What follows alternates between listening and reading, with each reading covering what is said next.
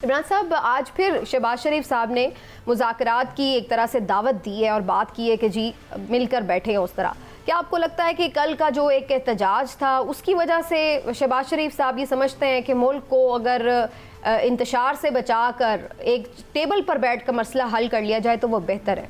बिस्मिल्लाहिर्रहमानिर्रहीम।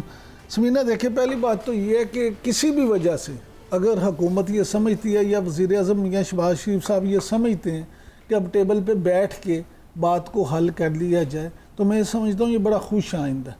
और ये सिर्फ ये समझना ही काफ़ी नहीं, बल्कि हुकूमत को हमेशा मैं ये बात करता हूँ कि हुकूमत को आगे बढ़ के बड़े भाई का किरदार अदा करते हुए अमलन कुछ ऐसे इकदाम करने चाहिए कि जिससे ये महसूस हो और अपोजिशन को ख़ास तौर पे ये एहसास हो कि वाकई ही हुकूमत इसमें संजीदा है और वज़ीर-ए-आज़म ने ये बात सिर्फ बात बड़ा बात ही नहीं की, बल्कि वो ये चाहते हैं। लेकिन फ़ी ज़माना अगर आप सियासत जो हमारी है या सियासी निज़ाम है उसकी सूरत हाल का अंदाज़ा लगाएं तो मैं ये कहता हूँ कि बेयकीनी इतनी ज़्यादा है कि जिसमें कोई भी फरीक किसी दूसरे पे एतबार करने को ही तैयार नहीं। अपोजिशन ये समझती है कि हुकूमत की तरफ से जो किया जा रहा है वो हमें, वो पंजाबी कहते हैं सज्जी दिखा के खब्बी मारन वाला, और हुकूमत ये समझती है कि मौलाना फजलुर रहमान साहब हमारे साथ कोई और बात करते हैं, अपोजिशन के साथ दूसरी बात करते हैं। मौलाना फजलुर रहमान साहब ये समझते हैं कि जनाब हुकूमत ये आइनी तरमीम करवाने के लिए तो हमें ऑन बोर्ड लेना चाहती है, लेकिन हमारे दूसरे मुतालबात जो हैं उन पर वो ध्यान नहीं देते। तो ये सारी चीज़ें इस हालात में पहुँच चुकी हैं कि मुझे बज़ाहिर ये बड़ा मुश्किल नज़र आता है कि कोई ये मिल बैठ के इत्तेफाक राय कायम कर सकें। ठीक, क्या काज़मी साहब को भी ये मुश्किल नज़र आता है? काज़मी साहब, वैसे इस बयान को कितनी अहमियत देनी चाहिए, क्योंकि ऐसे बयान पहले भी दे चुके हैं शहबाज शरीफ साहब कई दफ़ा, लेकिन उसके बाद फिर हमने देखा है कि बात ज़्यादा आगे बढ़ती भी नहीं है और अपोजिशन ये शिकवा करती है कि ये सिर्फ कहते हैं लेकिन जो माहौल है वो मुज़ाकरात का नहीं बनाते, उल्टा क्रैकडाउन और जो सिलसिला है अपोजिशन को दीवार से लगाने का, अपोजिशन का ये क्लेम होता है कि उसमें इजाफा कर दिया जाता है। देखिए, चार्टर ऑफ डेमोक्रेसी की जो ये बात करते हैं समीना, चार्टर ऑफ डेमोक्रेसी उस वक्त तक इनको कहीं पे याद नहीं आया जब तक इनके अपने मफादात सामने नहीं आए। आजकल दोबारा चार्टर ऑफ डेमोक्रेसी इनको याद आया हुआ है क्योंकि आईनी अदालत ये कहते हैं कि हमने हर हालत में बनानी है। बाकी उस चार्टर ऑफ डेमोक्रेसी में बजट के हवाले से, दीगर हवालों से बहुत सारी ऐसी चीजें जिनके ऊपर आज तक कभी इन्होंने बात नहीं की। इशू ये है कि हर सियासी जमात की अपनी एक मौशी पॉलिसी होती है। हाँ, आपको किसी नए चार्टर की जरूरत नहीं है। हमारे पास एक चार्टर मौजूद है जो हमारे बुजुर्गों ने 50 बरस कबल हमें दिया था, जिसपे सब मुतफिक हैं। वो है आईने पाकिस्तान। एज लॉन्ग एज आप आईने पाकिस्तान के ऊपर अमल दरामद करें तो आपको किसी नए चार्टर की जरूरत नहीं है।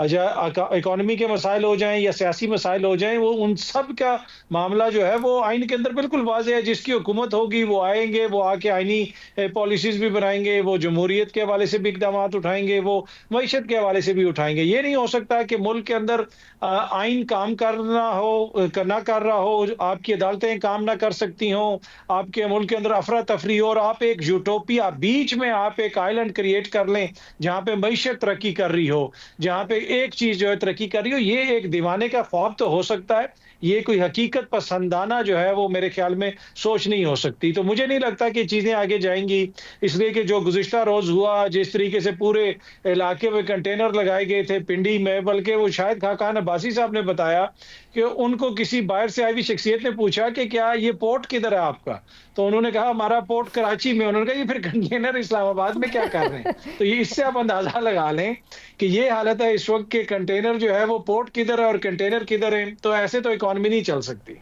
लेकिन काज़मी साहब, वैसे कल के एहतजाज को आप कैसे देख रहे हैं? क्या ये एक सक्सेसफुल एहतजाज, और क्या वाकई पीटीआई के पास अब कोई ऑप्शन नहीं है सिवाय इसके, क्या वो सड़कों पर एजिटेशन करे, स्ट्रीट मूवमेंट करे, जो कि खुद इमरान खान साहब कह भी चुके हैं? देखिए, ये तो अब उन्होंने डिसाइड करना है, लेकिन कल का जो एहतजाज है इसको आपको सियाको सबाक में देखना पड़ेगा। एक तसलसल है। अगर आप एक साल, सवा साल जो गुजरा है उसके दौरान जो टर्न अराउंड हुआ है ये अनप्रेसिडेंटेड है। यहाँ पे जिसकी भी हुकूमत जाती है अगले 3-4 साल तो आप सोचे ही ना कि वो कुछ कर सकता है। और फिर जब मार्शल के दौर में तो आपको पता है 10-10 20-20 साल जो है चीजें उसी तरह चलती रही और बहुत सारे लोग आगे पीछे हो गए। बीबी भी जब वापस आई तो वो मुशर्रफ से एक मुआहदा करके आई। उस दौरान ये कितनी स्ट्रीट पावर दिखा सके, नून लीग वाले कितनी स्ट्रीट पावर दिखा सके, और इसी तरह जब नून लीग की हुकूमत का खात्मा हुआ उसके बाद वो इमरान खान साहब के दौरे हुकूमत में कितनी स्ट्रीट पावर दिखा सके। और कहा जा रहा था कि इमरान खान का अगले 10 साल या 5 साल कम से कम उसका कोई रोल नहीं है पाकिस्तान की सियासत में। फिर लोगों के ऊपर मुकदमात भी हुए, लोगों को जेलों में भी भेजा गया, लेकिन उसके बावजूद एक लीडरलेस क्राउड का बाहर निकलना, लोगों का इस तरह बाहर आके एहतजाज करना, मेरे ख्याल में ये बड़ी सिग्निफिकेंट चीज है और हुकूमत को भी इस चीज का इदराक है। और शायद यही वजह है कि हुकूमत वाले भी चाहते हैं कि शायद कोई मामला बेहतरी की तरफ जाएं अगर हम बातचीत करें। अतर काज़मी साहब, ये फरमाइएगा कि आपने अभी जो जिक्र किया कि लीडरलेस क्राउड जो है वो, तो क्या आप ये समझते हैं कि इमरान खान के अलावा कोई ऐसी शख्सियत है इस वक्त पीटीआई में जो इस लीडरलेस क्राउड को गाइड कर सके, अपने साथ ले के चल सके? पीटीआई का ये भी तो एक अलमिया है ना कि इमरान खान साहब के नाम पे ये सब लोग निकलते हैं। इमरान खान के अलावा तो कोई बंदा पीटीआई में आप उस तरह का समझते हैं जो इस पूरे क्राउड को भी ले ले और सियासत को भी संभाल ले? देखिए, ये एक अलमिया भी है इमरान साहब, और उसके साथ साथ ये बड़े लोगों की ख्वाहिश भी थी कि ये सारा क्राउड कोई और ले जाए, ये सारे वोट किसी और को दे दिए जाएं।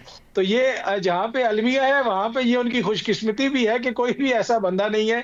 दूसरा, बंदे तो बड़े बड़े काबिल होंगे, अवाम मानने के लिए तैयार नहीं है। देखिए, जो इमरान खान साहब कहते हैं इस वक्त वोट बैंक उन्हीं का है, जिस तरह दीगर जमातों में दीगर जो लीडरान है वोट बैंक उनका है। लेकिन अली अमीन साहब एक उस रोल में आपको इस वक्त नजर आते हैं कि लोग उनकी तरफ देखते हैं, और उसकी भी बुनियादी वजह यही है कि वो इमरान खान साहब का जो बयानिया है उसको वो बयान करते हैं। तो ये हमारी एक बदकिस्मती भी है। मैं एग्री करता हूं कि सियासी जमातों उतनी मुस्तहकम नहीं है, लेकिन सियासी जमातें जिस माहौल में ऑपरेट करती हैं, जो कुछ यहाँ पे होता रहा, माजी में भी होता रहा और इस वक्त भी होता रहा, उसमें सियासी जमातों को तो हमने बनने नहीं दिया। तो इसमें सियासी जमातों का के जैसे आप कह सकते हैं कसूर या किरदार कम है, हालात का जबर ज्यादा है।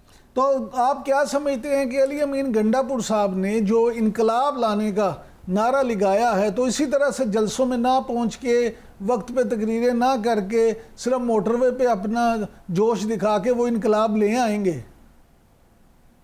देखिए, इनकलाब तो हम एक जमहूरी मुल्क हैं, एक जमहूरी रियासत हैं। आई डोंट नो किस सेंस में वो इनकलाब लाना चाहते हैं, लेकिन इनकलाब तो इस मुल्क में वोट के जरिए ही आएगा। आपने जिसको भी वोट देना है वही उसी की हुकूमत होगी, और हमारी ख्वाहिश भी यही है कि खुदा न खास्ता ऐसी सूरत हाल पैदा ना हो। खैबर पख्तूनख्वा में तो अली अमीन इनकलाब वैसे ही ले आया है।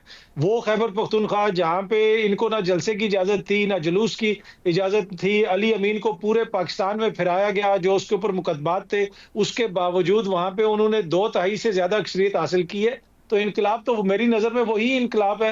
अब अगर इन्होंने पूरे मुल्क में भी लेके आना है तो वो बैलेट के जरिए ही होना चाहिए। खुदा ना खास्ता अगर अफरा तफरी होगी, कोई मार कुटाई होगी, वो कतन पाकिस्तान के हक में नहीं है। लेकिन क्या वो 8 फरवरी को आ नहीं गया था काज़मी साहब? क्योंकि 8 फरवरी को भी एक राय है कि ये एक खामोश रेवोल्यूशन था जिसको तस्लीम नहीं किया गया, और जिसके बाद फिर अब दोबारा सड़कों पर हमें एजिटेशन नजर आ रही है और जुडिशरी से एक लड़ाई नजर आ रही है।